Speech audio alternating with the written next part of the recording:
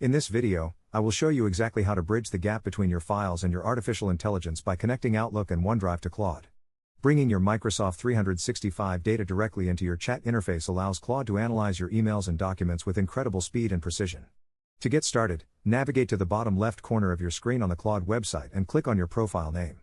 This opens up your personal settings menu where you will need to find and select the option for connected apps or tools. Once you are in this section, you will see a list of external services that can integrate with the platform. Look for the Microsoft 365 option, which usually encompasses both Outlook and OneDrive, and click the Connect button located right next to it.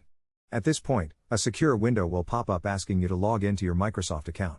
Go ahead and enter your credentials to complete the authorization process.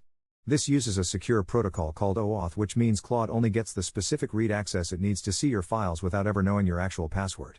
Once the connection is verified, you can start asking Claude questions about your recent emails or ask it to summarize specific documents stored in your folders. It is a massive time saver for anyone who handles a lot of data and wants to streamline their workflow. Thank you so much for watching this tutorial.